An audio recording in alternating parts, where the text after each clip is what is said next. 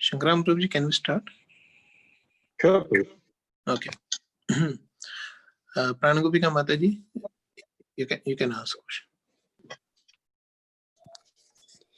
Hare Krishna, Shankarananda Prabhuji, Hare Krishna, Srivas Prabhuji, Dandavat Pranams, Jai Shri Prabhupada.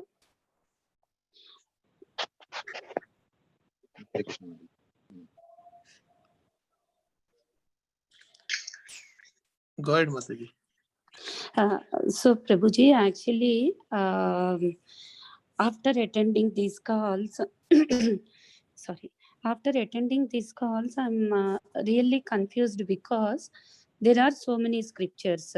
So, why I am asking this question is like the other day, Malini Mataji asked about why Parikshit Maharaj stayed in lived in one column pillar.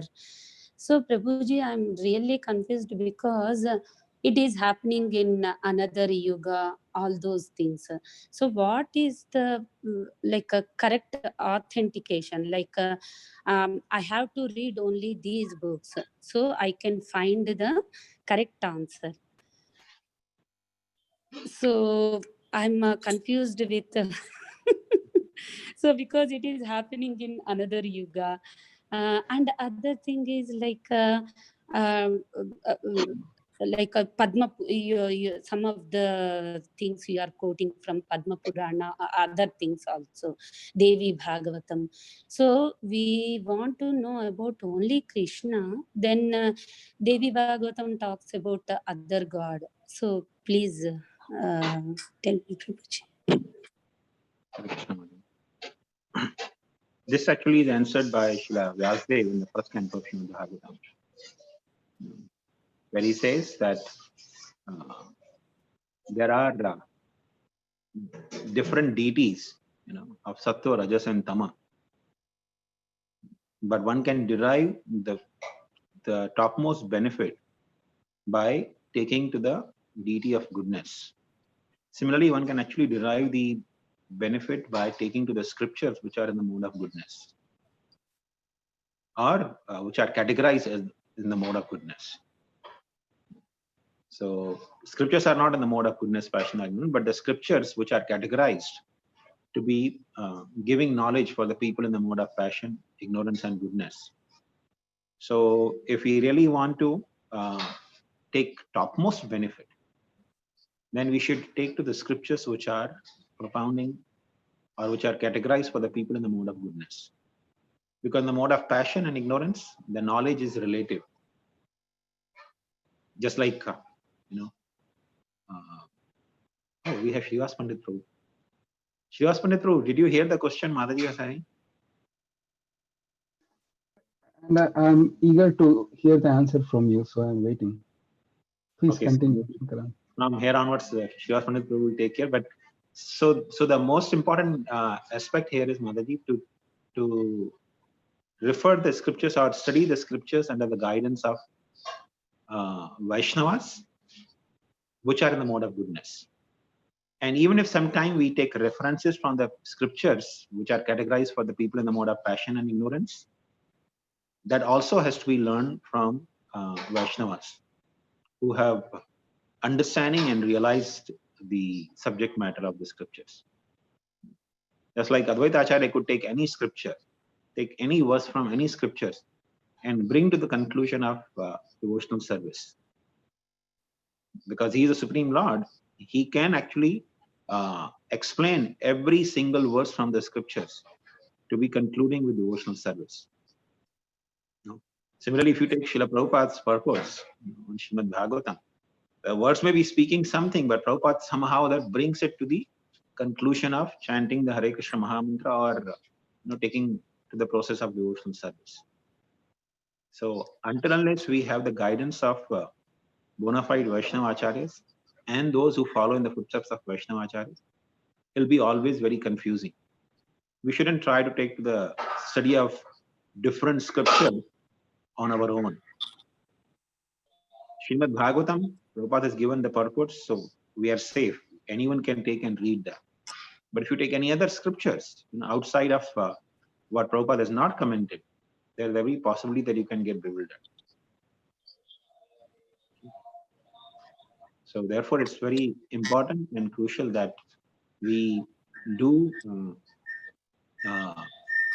take the guidance from the Vaishnavas. Study the scriptures and their guidance.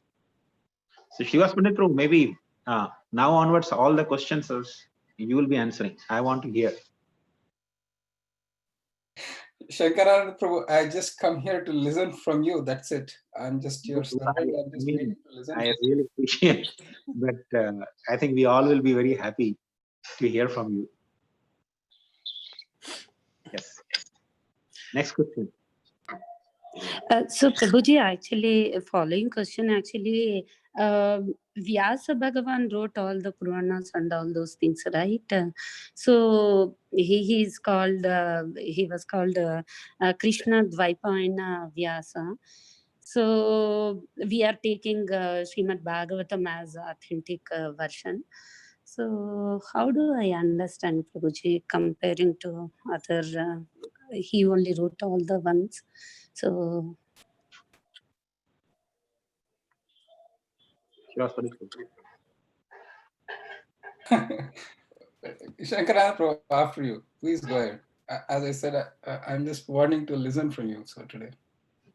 Please, Prabhu, go ahead. We all will be very happy. Thank you. So it is mentioned in Harivamsha Purana, Vede Ramayane Chaiva, Purane Bharati Tata, Adyaucha Antyecha Madhyecha, Hari Sarvatra Giyate. So in all scriptures, whether it is Vedas, Puranas, or Ramayana, or any Itihasas, in the beginning, in the middle, and in the end, the Lord is glorified. So seeing that Vyasadev saw in the age of Kali, there were different classes of people who would be under different modes of material nature. He compiled scriptures for various classes of people to bring them onto the path of devotion. But ultimately, as Shankarananda Prabhu said, all these scriptures point to the devotional service of Krishna. Is that what you're looking for? Or is that yes, Prabhuji. Yeah. Thank you so much, Prabhuji. No, I have a follow-up question, Prabhu. Can I ask Prabhuji? Yes, Shankarananda Prabhu will answer. I can. Yeah. Thank you, Prabhuji, for joining. Prabhuji, means Shankaran Prabhuji has mentioned that we need to read the scriptures which Prabhupada commented. But what about other Vaishnava literatures, Prabhuji, that was commented by our previous acharyas? So do we also need to, means what should be the sequence? Do we need to study Prabhupada book first and then other Vaishnava acharya, or that can be read in conjunction? Like what the guideline, Prabhuji, for that? Shankarananda Prabhu? Really? Okay. Actually, I remember when early days in the Chapadi temple ashram, Maharaj actually was so insistent. He had created a whole library for brahmacharis. And insistence was that we should only read Prabhupada's books. All the Prabhupada's books were available in abundance. And sometimes we used to see, when we used to go to Maharaj's room also had a library of books, but Maharaj will have so many different varieties of books. We used to think, oh, Maharaj is reading, so we can also read. So sometime when Maharaj was traveling in US, the brahmacharis, they would go to Maharaj's room and take out some books and read, But I tell you, many times it will be a lot of confusion. In the brahmachari class, there'll be so much confusion. Oh, I read this in this book, this particular book in Maharaj's room, and there was, so much confusion. Because until unless we read Prabhupada's books, it gives us a foundation, a basis. Prabhupada actually through his Bhaktivedanta purport is drilling into, the consciousness, what is the essence. So once you understand what is essence, everything else becomes immaterial.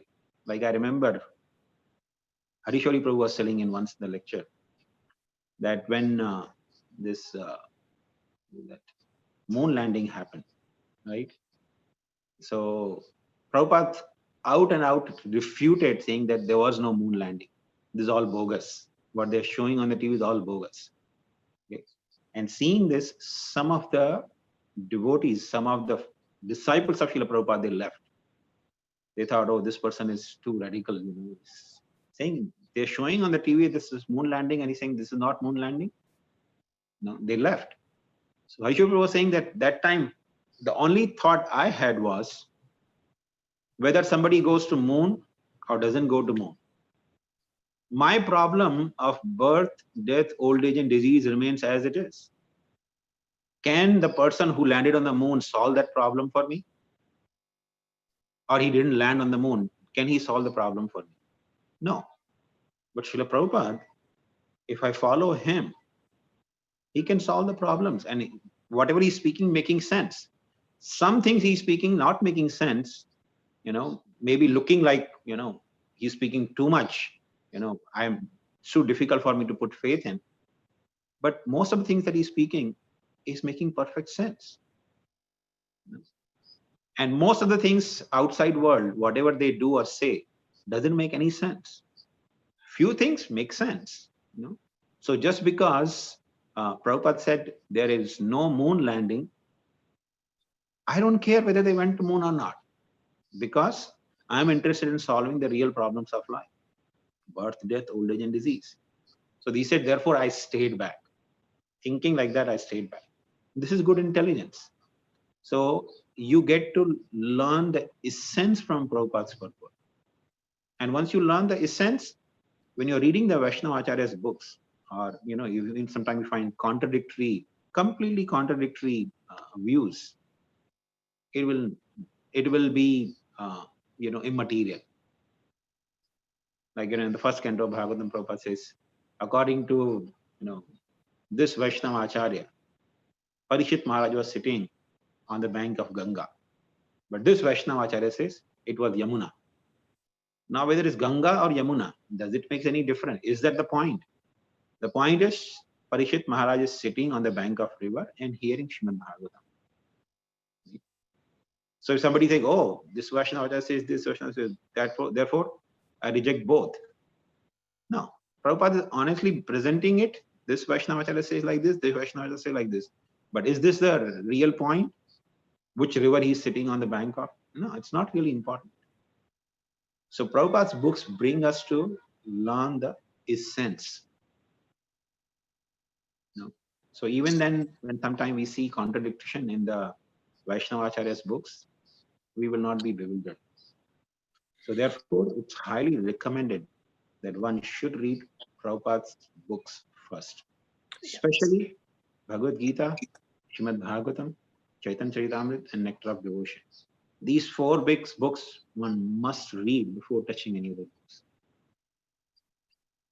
Got it, Prabhu. The other books we are reading, we should read in the association of Vaishnavas, not on our own, because it will be bewildering sometimes. Sometimes, not always. Please.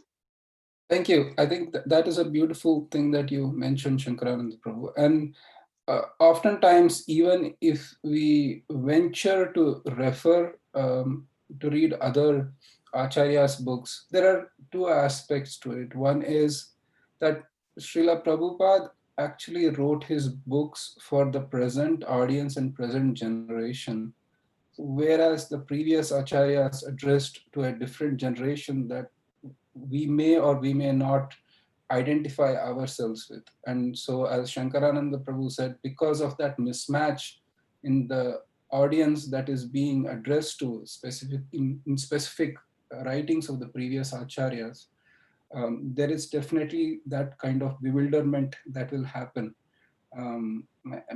And more often than not, it can discourage us from the path of devotion.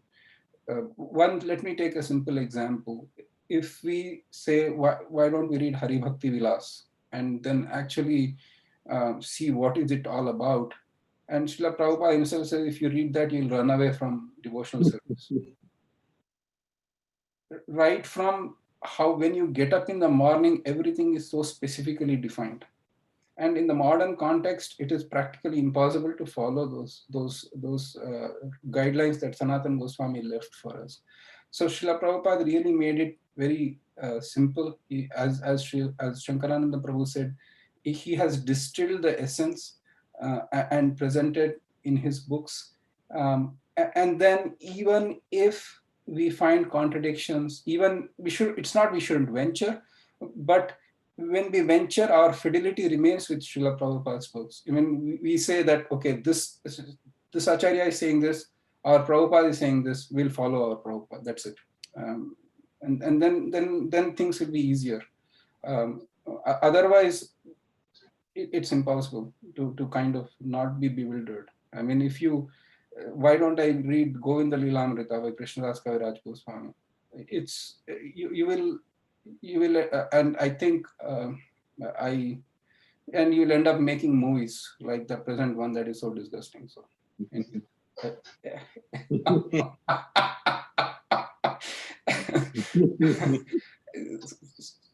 so and then from the institutional perspective, GBC has mandated, even from a pure institutional perspective, GBC has mandated that Srila Prabhupada is the preeminent Siksha Guru for the entire ISKCON society. And I believe that I haven't heard anything, Shankarananda Prabhu, you can correct me, that no spiritual master within ISKCON has said you should read my books first before you read Srila Prabhupada's books. So every single spiritual master, all glories to the spiritual masters, even though they wrote books, they said you should read Prabhupada's books. In fact, our own Vaisheshika Prabhu here, he takes a vow from his disciples that you better also read Prabhupada's books. So I think the consensus wholeheartedly from institutional, from spiritual, from our own intellectual and present conditions is that our focus should be on Srila Prabhupada's books. Anything else you want to add or correct me, Shankarananda Prabhu, on that? Just one last thing I'll add to. Actually, I started reading. I thought, this. I recently heard from office that our work from is extended till the end of the year. So I thought, okay, I'll pick up some book and start reading systematically. So I decided I'll read 10th Canto of Bhagavatam because so many Vaishnava Acharyas have given extensive commentary on it. So I started reading 10th Canto of Bhagavatam with Prabhupada's commentary, whatever we have, the first volume, Vishnu Chakri Thakur's commentary, and Sridhar Swami's commentary. And I'll tell you, most of Prabhupada's purport are nothing but mixture of Vishnu Chakri Thakur's commentary, his own explanation, and Sridhar Swami's commentary. Nice. Word to word. I'm just telling you. I mean, most of the purports I see, a lot of sentences repeated exactly from the previous Vaishnava Acharya. So even if you are thinking that you are reading Prabhupada's books, you're not missing out on any other Vaishnava Acharya's commentaries. For sure. Okay. Thank you very much, Prabhuji.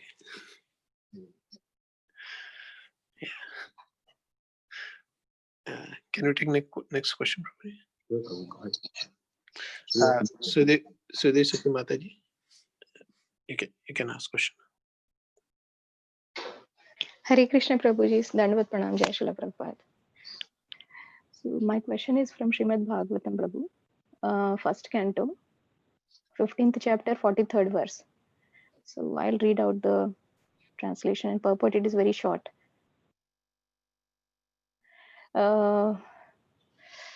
After that, Maharaj Yudhishthira dressed himself in torn clothing, gave up eating all solid foods, voluntarily became dumb, and let his hair hang loose. All this combined to make him look like an urchin or a madman with no occupation.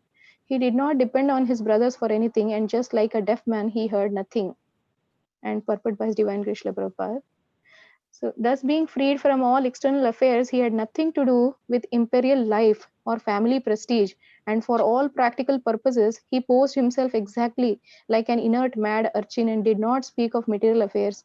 He had no dependence on his brothers, who had all along been helping him. This stage of complete independence from everything is also called the purified stage of fearlessness. So, Prabhuji, even Jadabharat also did something like that. So I wanted to understand behaving like a madman with disheveled hair and all this. Is this a kind of a stage in the devotional service? What is this? What does it signify? And what is the reason these things are mentioned?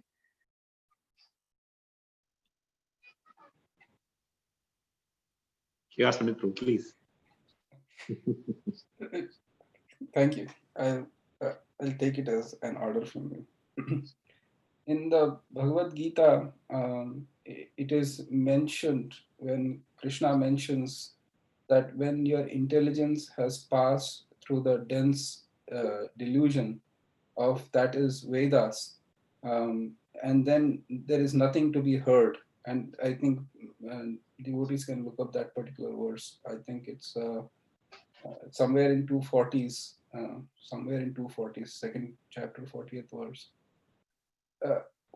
The Vedas deal with the three modes of material nature, Traigunya, Vishya, Veda. And beyond that stage where you are completely on a body, beyond the bodily platform, then your intelligence is completely and perfectly fixed in the Supreme Personality of Godhead. And Yudhishthira Maharaj attained such stage, so did Jadabharat. They were on a level which is far beyond the bodily conception. And in fact, Shukadeva Goswami, he was clothed only in 4 directions. So that is a stage of complete sthita prajna, or fixed up intelligence in one-pointed attention to Krishna. While it was natural, and people recognized those symptoms in those days, where in the times of Yudhishthira Maharaj. Probably in the modern context, the Supreme Lord himself came as Sri Chaitanya Mahaprabhu, and he didn't do any of those things, though he did as a Rishabdev. But as Chaitanya Mahaprabhu, he gave us certain etiquette where we should follow that etiquette rather than going with Shukadeva Goswami's style or with Yudhishthira Maharaj's style. Or anything you had to add, Shankarananda Prabhu? Yeah, Prabhu. This actually, since you refer to Sri Chaitanya Mahaprabhu, it reminds me of a beautiful pastime which Lord Chaitanya instructed all of us to not to follow that, character of those Vaishnavas, which is mentioned in Bhagavatam. So when Sri Chaitanya Mahaprabhu was living in Jagannath Puri, one of the disciples of Madhendra Puri, Brahmananda Bharati, not Madhendra Puri's disciple, but I think god brother of his spiritual master, Brahmananda Bharati, he came to Nilachal. So Sri Chaitanya Mahaprabhu, he had reverence. Brahmananda Bharati is like my spiritual master. So Govinda came and told him that, my lord, Brahmananda Bharati has come. Should I bring him in your presence? Lord Chaitanya said, no, Brahmananda Bharati is my spiritual master. How can I, I have to go personally to greet him. So Lord Chaitanya got up and went to greet Brahmananda Bharati. And when he saw Brahmananda Bharati was wearing the deer skin, because sannyasi is supposed to wear deer skin. So Brahmananda Bharati was wearing the deer skin. And as soon as Lord Chaitanya saw Brahmananda Bharati wearing the deer skin, he turned to Govinda. He said, where is Brahmananda Bharati? And Govinda said, here, Brahmananda Bharati is in your presence. Lord Chaitanya told Govinda, no, you are incorrect. This is not Brahmananda Bharati. Brahmananda Bharati, my spiritual master, why will he wear the deer skin to just make a show off in the public? And as soon as Brahmananda Bharati heard this, he immediately started thinking, Lord Chaitanya, who's actually the Supreme Personality of Godhead, he accepts me as his on the level of the level of his guru, but he has rejected me, this superficial renunciation of mine. So what is the use of such renunciation? As soon as thinking in the mind like this, Lord Chaitanya told Govinda to bring a sannyasi dress, that saffron dress for Brahmananda Bharati. And after Brahmananda Bharati changed and put on the saffron robes, Lord Chaitanya went and prostrated, fell in front of Brahmananda Bharati, offering him obeisances. So from this particular instance, Lord Chaitanya instructed all the devotees to come in the future, in this movement, not to try to imitate the behavior of the Vaishnavas. When we hear, like, as Mataji read this instance of Yudhishthira Maharaj or Jadabharat or King Rishabdev, we should not try to imitate that. That was only for a particular time, and it's not something which is possible for anyone and everyone to do. If somebody thinks I can roam without clothing, he'll be practically, into modern age, will be stoned to death, or will be probably landing in the prison bars. Or even sometimes, people dress up like gopi. Sometimes you see, men dressing like gopi. So I remember there was one boy who was actually brahmachari. He visited New Vrindavan and he was dressing like gopi. So, I was asking Varsana Maharaj that, Maharaj, what is wrong if the person is wearing the gopi dress? He practically is trying to imbibe the mood of gopis. And Varsana Maharaj gave such a beautiful reply. He said, when we are sitting for chanting every day, that time you dress your consciousness like a gopi. Your consciousness should be dressed like a gopi. Hear attentively the holy name of Krishna. Chant lovingly and feelingly. But there is no need to put the dress of a gopi. That's just a show off, and you are mainly trying to attract the cheap publicity. It's nothing but sense gratification.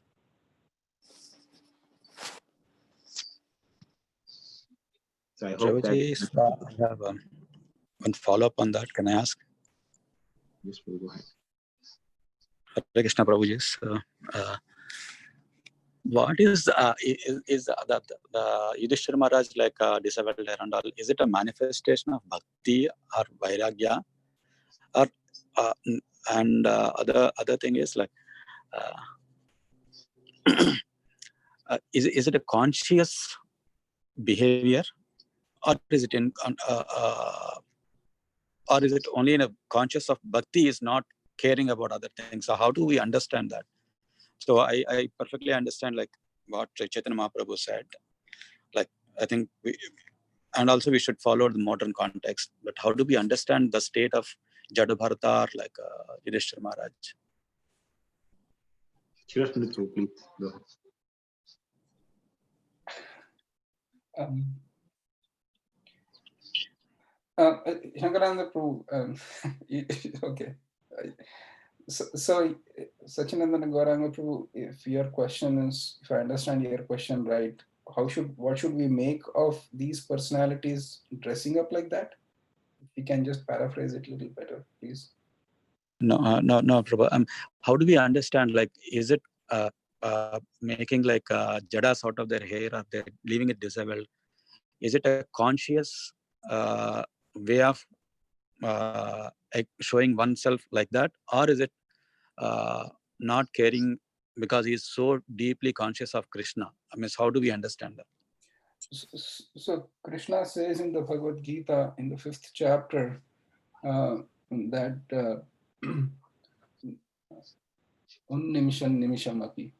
that all these activities of the body, whether they are sleeping, awaking, evacuating, eating, all these are senses in contact with their sense objects. And the spirit soul becomes a seer at that point of time. And he distinguishes, or she distinguishes, apart from this gross body that is doing all these functions under the modes of material nature. When you are completely situated on that spiritual platform, you really don't mind so much about the world and what the world will think of. A simple example in this connection will be that If you have a beautiful, extremely fine, you have a suit that is made of extremely fine material and you custom tailored it and you spent $8,000 on getting the material and getting the suit stitched. And then you go to the party, and in the party, there is on the tray, there is the green mint chutney, and then followed with red plum chutney, and then there is some beetroot juice. And somehow or other, the person who's bringing it on a tray spills and everything falls on that suit.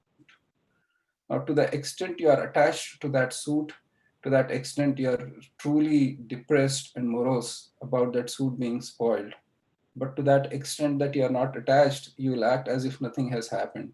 So this state of being comes naturally, and you are as a part of your sadhana, and you really don't care about the world. In fact, Srimad Bhagavatam Chaitanya Charitamrita mentions that emam ratasva priyanama kirto jatanurago tuta chitta uchay asatyati raudati roti gayati unmadavan nrityati lokabahya.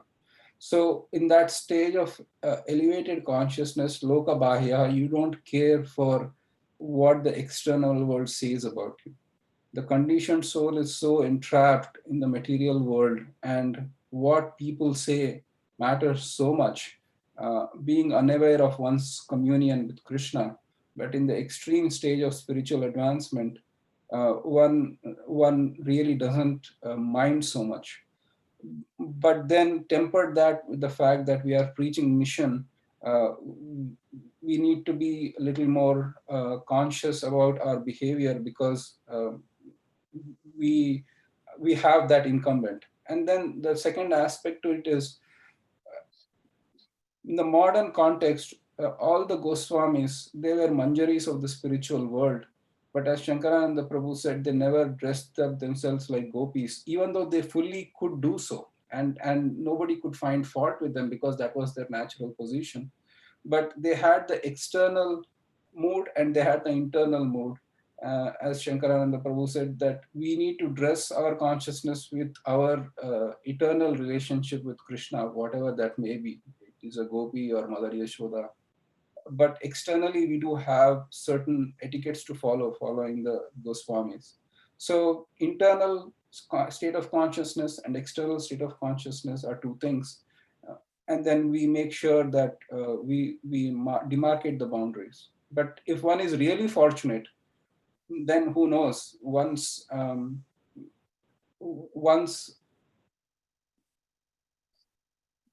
because this is an interesting question. Somebody asked me also, so how do we know? And then if you say that we have to keep all these emotions and your internal state hidden, and externally you should not show, then where is the example that we can look up to kind of pursue this? Then the answer was, how does it matter? It's an internal state of consciousness, your own internal state of consciousness that matters. Externally, one may be doing it artificially or naturally, we cannot judge. And in the Leelamrita, Srila Prabhupada, actually, he was in Ujjain or Jhansi or someplace where he was in a veranda strolling, and a man came, and he just like cried, he was rolling on the floor, he was trying to attract the attention of Srila Prabhupada, and Srila Prabhupada was practically disgusted by it. So there is an external consciousness and there is an internal consciousness. And then internal consciousness, you can always have your own mentor, and then you can approach him or her to clarify, I'm getting these ecstatic symptoms, whether they are right or not. So there is that fine demarcation. Sorry for the long answer, but does that help? I'm going to go around. So wonderful, Prabhu. Yeah, I think as you rightly said, it's a bit contradicting. That's where my confusion comes. If he's fully conscious, he's so conscious that he's not caring about anything else, but he's fully conscious. At the same time, he's caring for his followers or disciples. He should be like consciously come to their level and this thing. So that contradiction, but you rightly said, like, means people who are highly elevated, they want to show the mercy so that, like, will not I mean, Shankarananda Prabhu also said, like, somebody wearing a gopi dress, so that they want to imbibe the, I mean, the idea is not behave like a gopi, means dress like a gopi to get into the gopi mode. You get a gopi mode, then if you dress like that, then that is where the thing is, are they doing it consciously or unconsciously? I think you summed up very nicely, though it is a long answer. Thank you very much for the answer. Okay, just to continue with the long answer, just one last point. Shankarananda Prabhu, can I be allowed to speak one last point on that? Go ahead. Okay, thank you. And so Mayavadi sannyasis in Varanasi made this charge against Sri Chaitanya Mahaprabhu that you have taken sannyas in the Shankara Sampradaya, yet you are becoming bhavuk and emotional and dancing and chanting amongst these rather women and children. And why are you doing that? And Chaitanya Mahaprabhu said that the holy name of Krishna makes me dance and chant. And I submitted it to my spiritual master. And he said, what kind of mantra did you give me, O Guru Maharaj? Because this is making me mad. And I'm just, and so the idea there is that Chaitanya Mahaprabhu says, it is not me deliberately, consciously trying to show this. This is the natural things that are happening that's making me do this. So that's it, Shankarananda Prabhu. Please go ahead. Sorry for the long answer. Exactly. Thank you, Prabhu. Dandavat. Thank you so much, Prabhu. Hare Krishna. I think summary of Prabhu's answer was such Vaishnavas are consciously unconscious. Yes. That is nice, bro. Yes. Shankarananda Prabhu, thank you so much for allowing me to join. Prabhu, thank you so much for joining us. We are so actually feeling enlivening hearing such wonderful realizations. We are in for a double treat, Prabhu, from now onwards. Thank you. Thank you so much. Thank you, Prabhu, I have one more follow-up question. Can I ask Prabhu?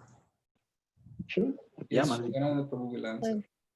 So, Prabhuji, you just mentioned that our acharyas are the manjaris from the spiritual world. So, can you please elaborate further and how fortunate we are in this sampradaya? So, can you please explain further, Prabhuji? Shankarananda Prabhu. Prabhu, you want to go ahead? No, Shankarananda Prabhu. You have, please go ahead. Well, actually, if you want to know the identity of the Vaishnavas and the Acharyas, one can refer to Gaur Ganodesh Deepika and Radha Krishna Ganodesh Deepika. These are the two books which are written by the Vaishnava Acharyas to give us the identity of all the Vaishnava Acharyas, who they are in Krishna Leela. And as Krishna says in Bhagavad Gita, yada yada hi dharmasya glanir bhavati, whenever there is decline in religious principles, he sends some of his intimate associates to re-establish the principles, and especially for attracting the hearts of conditioned souls. It is imperative to have the access to the pastimes which actually transpire in the spiritual world. And it's not possible for any conditioned soul to write or give those pastimes in the form of literature. Therefore, Krishna sends his intimate devotees. Anyone who is able to compile a literature which is filled with the, first of all, Siddhanta, the appropriate philosophical conclusions, along with the pastimes of the Lord and his devotees, is to be understood associate coming from the spiritual world. Because it's not possible for the conditioned souls to compile literature like that. So whenever you hear the literature compiled by the 6 Goswamis or Srila Bhaktivedanta Thakur, Bhaktivinoda Thakur, we know that they are all the eternal associates of the Lord. because only they can give us insight and make it appear as if it's transpiring in front of our eyes. Shivas Prabhu, you want to add something? No, thank you. Thank you for that. Only just one point is that manjaris are assistants of gopis, and usually at any home, and it's a common refrain that people are very open with those domestic help, or suppose if you are at a restaurant and then a waiter comes to you, you basically, I mean, if the person is known to you, you just are completely familiar. You just are talking the intimate details. So manjaris they can access Radha and Krishna at any point of time, because they are in that situation where gopis also have some specific services and times and modes and musical instruments and other things to stimulate the pastimes of Radha and Krishna. Manjaris are completely, they are free to come in and go anytime. So in that sense, we, as you so rightly pointed out, Mataji, manjaris get such high, intense and unfettered access to Radha Krishna that their pastimes, when they write, compile books, as Shankarananda Prabhu said, they are worth following and giving our complete attention to. So, thank you, Shankarananda Prabhu. Thank you. Thank you so much. Prabhu, I have a follow-up question. Mataji, 1 minute. Prabhuji, can we go longer? It's already 8. So are you and Shankaran Prabhuji are comfortable extending a little longer? I have hard stop at 8. I will drop up, but Prabhuji, can we go? It's okay with you? Yeah, we can go for a few minutes, yes. Okay. So let's go ahead. So, Okay, Prabhu, Prabhuji. thank So you. Prabhuji, I will be dropping off, and Shirsha Mataji has one question. So I have hard stop at 8, but yeah, we can continue, Prabhuji. Thank you. Sorry, Sukeshwari Mataji. So Yeah, no. we can ask question. So, Prabhu, the question I was just thinking about. So, Prabhu, you want to take Sirisha Mataji's question, and then maybe I can ask. You had a follow-up question, Madhi, right? Yeah, I had a follow-up question. So I was wondering that with the manjaris, this is what I had heard. Correct me if I'm wrong. That they are about 7 to 8 year old, and then gopis are more 14-year-old or 13, 14-year-old, who are actually as old as Radharani, and Krishna is about 16-year-old. That's one thing that I want to confirm. And one more thing I was thinking, that all of us who are Gauda Vaishnavas are followers of Rupa Manjari. I mean, Rupa Goswami and Sanatana Goswami. So does that indirectly mean that that we will be helping the Manjaris in the spiritual world? Because there are some people who are attracted to a Ramanuja Sampradaya, some people are attracted towards the Gauda Vaishnavas. So depending on their particular place that they were at that, in the spiritual world before they fell down, do they get attracted to the Sampradaya also according to who they were before? Thank you. Sorry, I think too many hodgepodge questions I asked. Shivas, you want to go ahead? Nope. You, after Please. you. No, I insist, after you. Yes, Marji, that's true. The Manjaris are the young girls which are, below they are actually in the Paganda age, so they can actually enter into Radha Krishna's intimate dealings without any hindrance. Whereas the gopis, elder gopis, the young gopis, the Kishore stage, the equal age of Radharani, they have to leave. So that is right. That's a correct understanding. And also, what was the second question, Madhya? I forgot. Prabhu, I was wondering that, when we get attracted to a particular, no, I had two more. One is, does that mean that everybody in the Gauda Vaishnava Sampradaya are going to go serve the Manjaris? Because we are following in the footsteps of them. And the third one was, everybody gets attracted to what some people get attracted to Ramanuja Sampradaya, some people to Gauda Vaishnavism. So does that mean that depending on where my Swarupa was before, I get attracted to that particular sampradaya? Actually, everyone after perfecting their life, they revive their Swarupa. Swarupa means we have a constitutional position in service to the Supreme Lord.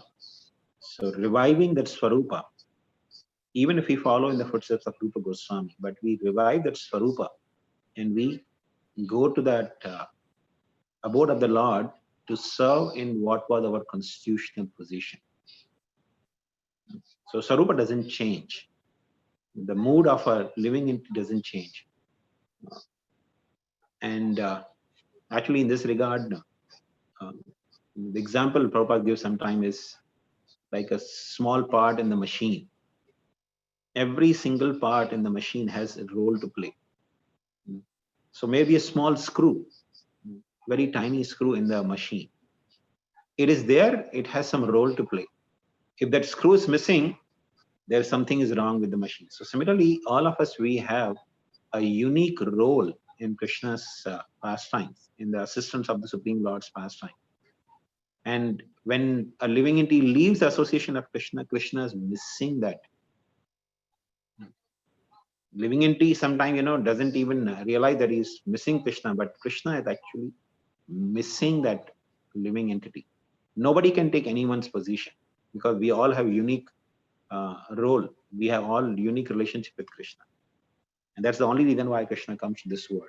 So there's no question of changing the role. Even if we are following in the footsteps of Rupa Goswami, we become Rupanugas. We serve in the under the assistance of Rupa Goswami.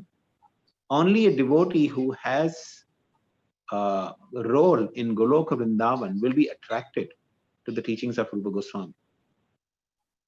As you said, different devotees getting attracted to different sampradayas. That's naturally because they have some role in different place in Vaikuntha to play. And the Lord is missing them there. So therefore, they'll be naturally attracted to their sampradaya. So therefore, a Vaishnava, no matter which sampradaya belongs to, we should be respectful, knowing that that person has a sarupa, has a unique position in Krishna's pastime. We shouldn't try to canvas here and there, especially devotees. We should try to canvas the living entities who are completely ignorant. They have nothing to do with devotional service. But if a person is practicing Krishna consciousness in any other sampradaya, that's perfectly understandable. Yeah, thank you, Prabhu. I mean, yeah, I didn't, it was not confusing for about the change of Swarupa, but my thing was, yes, so I understand that we are going to be serving Rupa Goswami wherever we are, right? I mean, so he is in Golokurandana, and I really like the point, as you said, that we should not differentiate between who's going where, because it's depending on their Swarupa, and we should not preach the other way. And yeah, thank you so much, Prabhuji. Srivastava, you want to add something? No, it's perfect answer. The only one point I would like to add is that each relationship that the devotee feels with Krishna, they think it is the best. So, and if you want to elaborate a little bit on that, Shankarananda Prabhu, that would be nice. So I would like to hear from you. Thank you, Prabhu. I think we have all been reading the Brihad Bhagavatam, so that's very evident from that. How every devotee is fully satisfied. Hanuman doesn't want to go and become Gopi. He's fully happy being happy. Yeah. Thank you, but thank you, Prabhu. Thank you. Sirisha Mataji, you can go ahead. Hare Krishna Shivas Pandit Prabhu, Dandavat Pranams. Welcome to Prabhu. Very happy and fortunate to have your association on Ekadashi morning with Shankaran Prabhuji. Hare Krishna Shankaran Prabhu, Dandavat Pranams. Prabhuji, yes. It's my good fortune to be here. In fact, I think Krishna has sent me here so that I can learn something and get association from all the devotees. So, Hare Krishna, thank you. Shankaran Prabhuji, if, can I ask this question to Srivas Pandit Prabhu? Yes, Mataji, please. Okay. Prabhuji, today we read Meditating upon the Deity on Vaishnava Etiquette from Srimad Bhagavatam, verse 2.2.13. Can you please elaborate more on how to meditate on different parts of the limbs of the deity, so that one more the intelligence becomes purified. I would like to know that part, Prabhuji, in that purport, in that translation. So Shankarananda Prabhu, he joined as a brahmachari in Radha Govindnath temple in 93, 94, 95 time frame. And he was there in the temple, and so Sirisha Mataji, I would like to hear from him how you meditate on the deity. I'm so unfortunate that I was never part of the ashram for a very long time, so he can tell us better on that. But I'll add later if there is anything that left over. But Shankaran, I would like to hear from you. Definitely. I think we have one more qualified person here. Mundra, would like to add something on deities? Okay. Yes. Govinda was sitting here, but she had done a lot of service to especially Radha Vrindavan Chandra, and also in Mayapur Radha Madhav. So I was thinking she probably can add something, but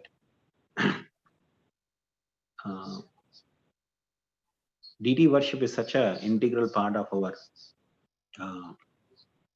sadhana bhakti that although the Yuga Dharma is the Harinam, chanting the holy name of Krishna, but Srila Prabhupada very diligently and carefully introduced the deity worship. Because many a times when you are chanting the holy name of Krishna, there is a tendency to be impersonal. When you are not hearing attentively the name of Krishna, you tend to be impersonal.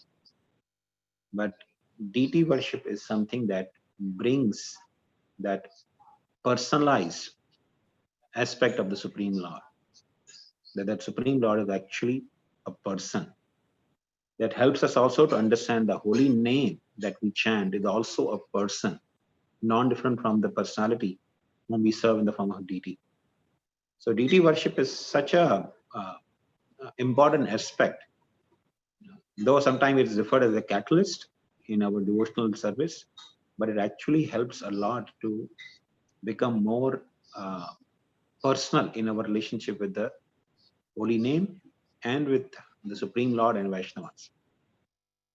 So deity worship is actually something that should be done with, as Prabhupada thought, with utmost care and attention. And as you read the Vaishnava etiquette today, the one of the important aspect of deity worship is to actually meditate or take darshan of the deities.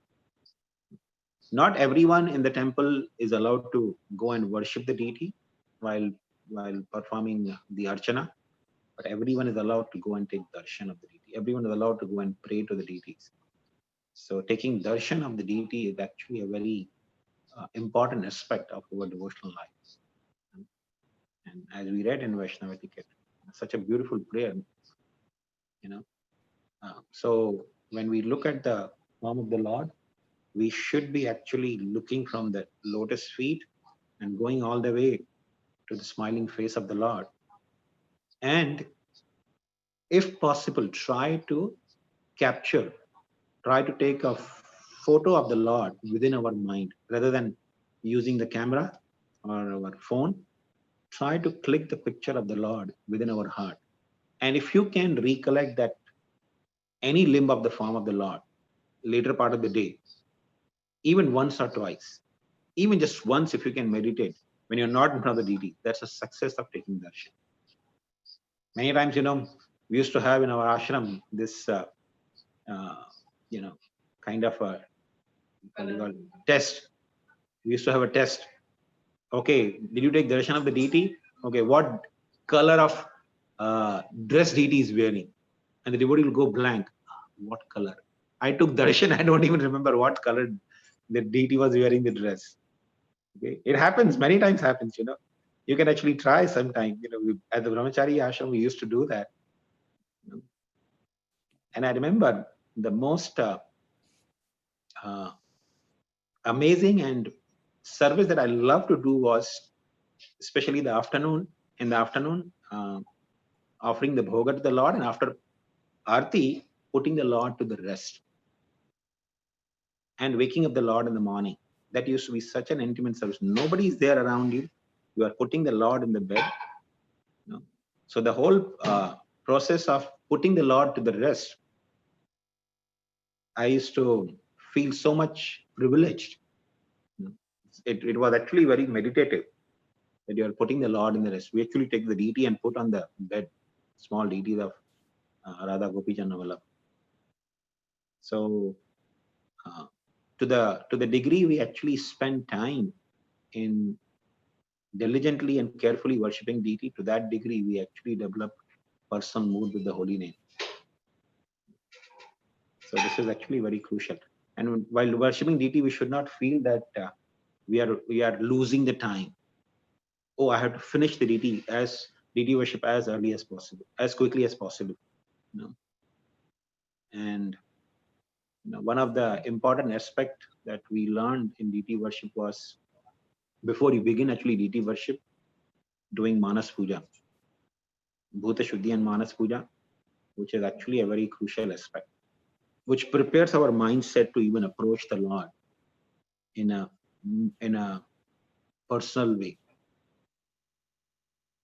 So I don't know how many of you know, but there is a process before you begin the deity worship. There is a process of Bhuta Shuddhi and Manas Puja, which is actually very crucial. It's very helpful becoming more personal with the Lord. So when you actually get in Brahman Diksha, you will learn the process of Bhuta Shuddhi and Manas Puja. So I highly recommend, if any devotee is initiated, Brahman initiated, and you are worshipping deity at home, always follow the process of Bhuta Shuddhi and Manas Puja, because that helps you to develop a very close mood with the deities. Like I always, when you are doing actually, especially Manas Puja, we are supposed to meditate that my spiritual master is sitting in Yoga Peeth in Mayapur Dham. So that whole meditation actually helps so much to purify our mindset. You are meditating my spiritual master sitting in Yoga Peeth at the feet of Lord Chaitanya, and then you are meditating on Lord Chaitanya sitting in Yoga Peeth. You're offering them all the different ingredients, and then you go to Vrindavan and you start offering all the ingredients to Krishna in the mind. So it's not just upachar you're offering, chanting some mantras, but you're actually meditating in the mind that you visited Mayapur, you visited Vrindavan. So it's such a wonderful experience. You get to visit Mayapur and Vrindavan on daily basis if you're worshipping deity every day. Anything you want to add, Shivas Pandit Prabhu? No, it's beautiful. Thank you for the answer. Krishna Prabhuji, can I ask a follow-up question? Wonderful, Prabhuji. Thank you. One thing, I think Govind has something to add. But the only thing that I want to add is deity worship is one of the most practical. Please don't fan me. I'm not dressed. Okay. So deity worship is one of the most practical ways of engaging all your senses simultaneously. And so when we're chanting, our mind is in one place. We can hear and we can use our tongue. But with deity worship, you're using all your senses, your intelligence of what colors, what flowers to offer, how should I put the turban. Not only your intelligence, you're using your physical body. And it's one of the most purifying experiences, because I don't know if you all have experience, but after dressing the deities, usually the pujari is so exhausted because they've used all their senses. Now, beginning with Manasa Puja, Bhuta Shuddhi, you've used your mind, you've used your hands, you've used your legs, you've used color, and it's a very practical way of engaging all your propensities for dressing, for decorating yourself. You transfer those propensities to, actually making Krishna look good. And it's not like Janivas Prabhu, usually says it's not a question of your artistic abilities, but it's the point the point here is, of course, you're offering your devotion. But then, with deity worship, there's so many aspects that you can get completely absorbed when it comes to making jewelry, sewing, cooking. So every aspect of your life you can offer to the deities, and it just becomes a complete package and not a very, secluded kind of a service. So anything that you're doing in your house, you can easily offer it to Krishna because of the presence of deities. That's all. Thank you. Thank you, Mataji. I hope that actually encompassed everything. Yeah. I was just Krishna, Prabhuji, can I ask a follow-up question? Sure, Go Mati, ahead. go ahead. Sorry, Prabhuji. How to put the deities to rest asleep if there is no small bed available? How to put the deities to? Shirafan, please go ahead. Shankarananda Prabhu, please, after you. Actually, for the deity worship, it is said that even if you do not have the bed of the size of your deities, at least have any small size of the bed will do. So we should have a small bed for the deities. So even if the deities don't fit on the bed, then you invite the deities only with the mantra. But any size of bed will do. It's not that we have to actually have the appropriate size. If you can find the appropriate size of the bed for the deities, that's perfect. But if not, even any size of the bed will do. And you can invite the Lord to sleep in the night with the mantras. You want to add something? I can, if you'll promise not to forward the video, I can share a short clip that I took when the devotees put Panchatattva to bed. So we have, Panchatattva has very small beds behind where Panchatattva are, just behind there. So they're decorated with flowers. I haven't taken the whole clip. You're talking about big Panchatattva? Yeah, okay. big Panchatattva. Okay. So they invite them. So the whole process is done through mantra. And I think I have a video from when we used to take the students up there. Okay. I can share. Okay. Thank you, Mataji. Would love to have it, Mataji. I think those who want, they can individually, request. I can post it on the group, but I mean, it's not that they will do anything to me, but I don't want it like circulated all over the place. Yes, so just don't forward the video to anyone. That's it. Just a request. Shivaswami Prabhu, you want to add something? No, a lot of it has been covered. The only point I want to mention is that often there is the trickiness between doing mentally versus physically. So as much as possible and as far as practically possible, we do it physically because that's the whole idea. But mentally also we can do it only in case of emergencies, or you cannot do it. So to the best possible ability. I mean, we do, if we have that resources, that can be actually invested in Krishna's physical service. But if not, there is always the mental aspect of it. If we give in to, actually, it's sometimes when I'm doing puja personally, I can tell that if there is not much time, maybe I should do mentally bathe shaligrams. Then you can just then you should need to ask yourself, are you really doing it out of emergency or out of laziness? So. Thank you, Hare Krishna. Thank you, Yeah. both of you, Prabhuji. Prabhu, I was just going to say that I know I'm waiting for the DT worship seminar Shishka Prabhu is going to do with the kids, and since I coordinate Krishna's Mercy, I will be able to see it, and I will hear from Govinda Priya Mataji as well. But I was just trying to think that for several years, I have no clue about, even before I got my second initiation, I just have been doing DT worship, and I just put them to rest. I wake them up, I give them a bath. I don't know. I'm just trying to think that is there I mean, yeah, when we first start off, we don't know, right, what to do. What do we do at that point? I mean, not everybody is getting trained. I mean, I personally don't say any mantra. I mean, I'm always singing Hare Krishna Maha mantra when I'm giving back the deities and then changing their clothes, changing their night dress, and then putting them to rest. And then like other day, Shivatsa was telling me, no, you cannot do that because Vaishya Prabhu said no. So he's actually trying to teach me a few things from what Prabhu said and the mantras that you have to say before waking up and things like that. But I was just, in practical purposes, well, I don't know if everybody gets trained. I mean, I never had a chance to go to Mayapur to get trained and all, but I was thinking that for so many years we've been doing. So should we just think that, okay, Krishna is a Bhavagrahi Janardana and he would accept what we're doing, or it's necessary that for anybody who gets deities home, that they need to learn everything before they start doing it. Thank you. Shivasan, please go ahead. No, Shankarananda, after you. Anybody want to add something? Okay.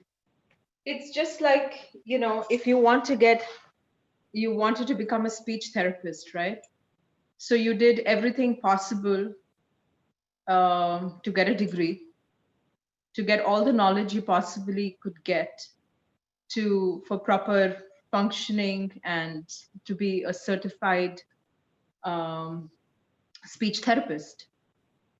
So when a devotee develops the desire, of course, Krishna is bhavagrahi, he's bhavagrahi, and that is the most important ingredient.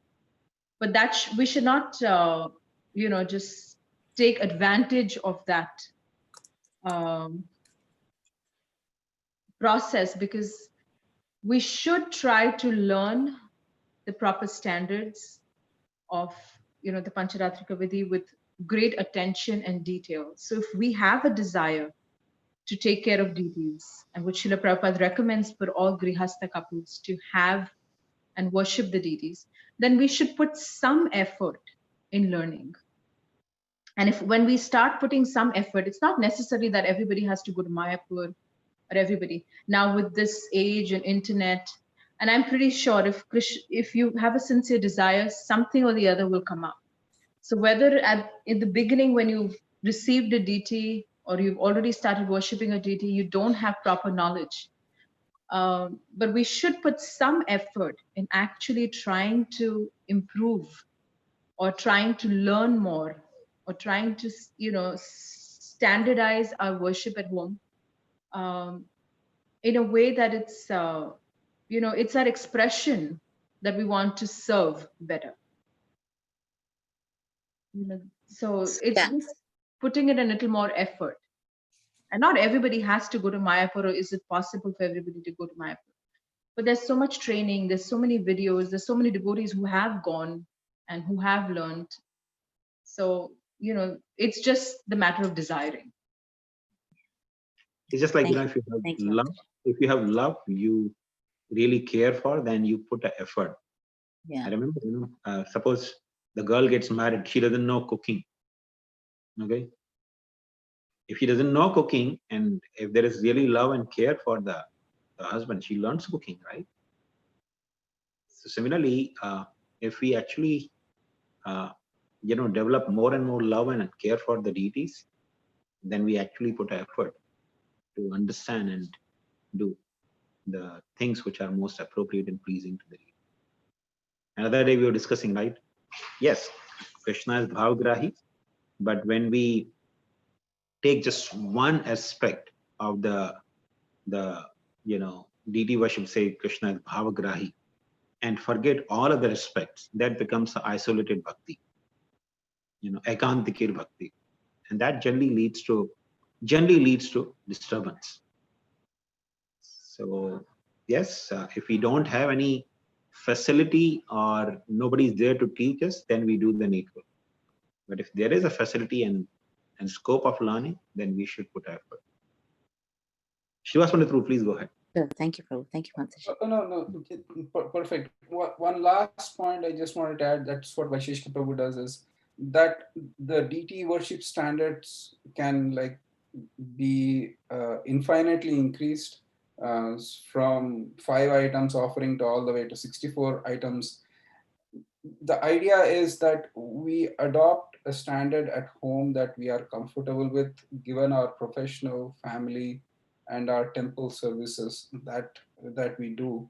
And Vaisheshika Prabhu usually says that if you have to choose between doing the temple service versus serving your own deities at home, then temple service takes a little bit of priority over the home. So one should have at least like mentor like Shankarananda Prabhu or Govindra Mataji to decide what is the appropriate level of consistent deity worship that can be done at home. Thank you, Prabhu. Thank you so much. Thank you. So there is one more question. Malini Mataji, you had a question? Prabhu, no, Prabhu, I didn't have a question. Srivas Prabhu was asking for reference from the second chapter of Bhagavad Gita, so I just posted that verse, that's all. I see. Okay, sure. Prabhuji, can I ask the same point? What you meditate on different limbs of the deity of Krishna? Not on the lotus feet, other limbs, how to meditate, what you meditate?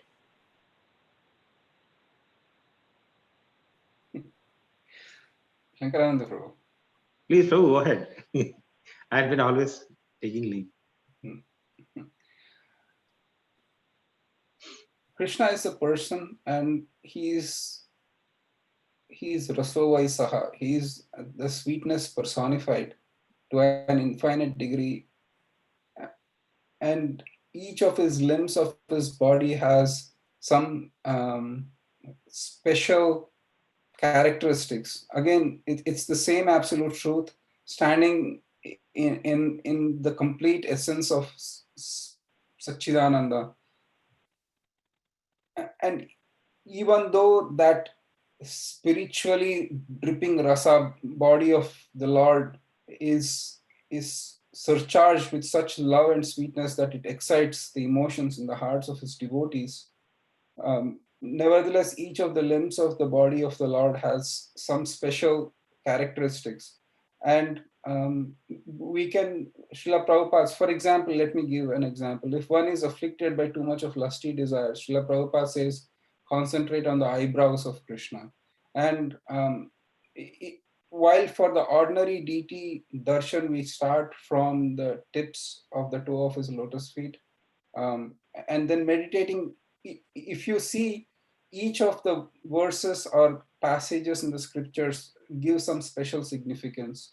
For example, Pantastu Koti Shatavatsara Sampragamyo Vayo Rathapi Manaso Muni Pundavanam Sopyasyat Prapadasimnya Vichintya Tatve Govindamadi Purusham Tamaham Chami. That it is mentioned in Brahma Samhita that the yogis who partake of the breathing exercises for millions of years are able to see the tip of the toenails of Govinda. So when we start meditating on Krishna and we see the tip of the toenail, then we can say how fortunate I am that I'm in a position that I can see much further than the tip.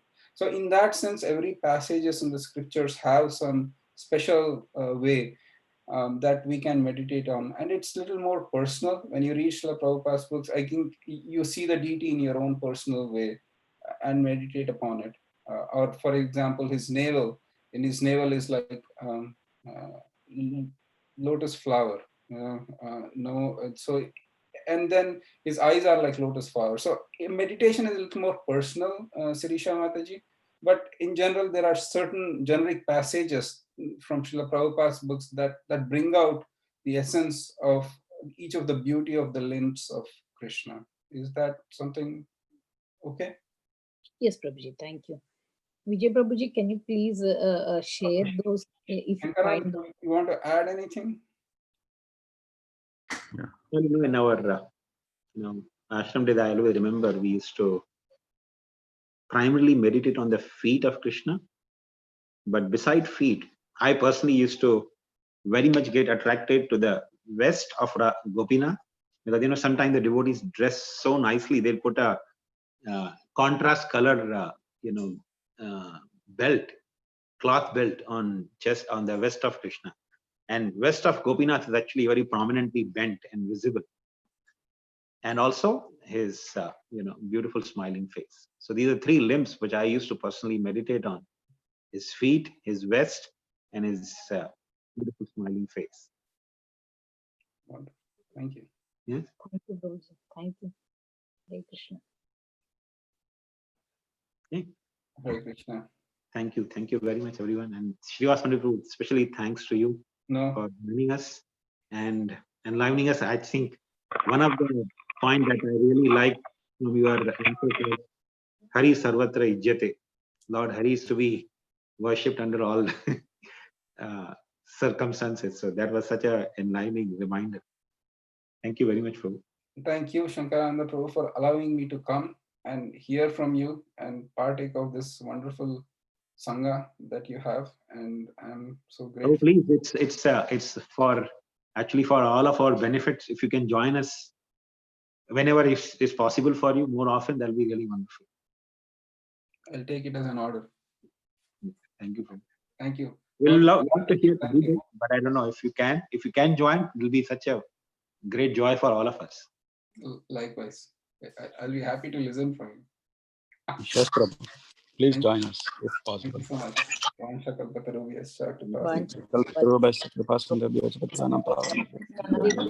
Anantakoti Vaishnava Vrinda ki jai. Hare Krishna, Hare Krishna Hare Krishna, Prabhuji. Thank you, Prabhuji. Thank you, Hare Krishna Prabhuji. Prabhuji. Dandavat Pranams. Thank you so much, Prabhuji.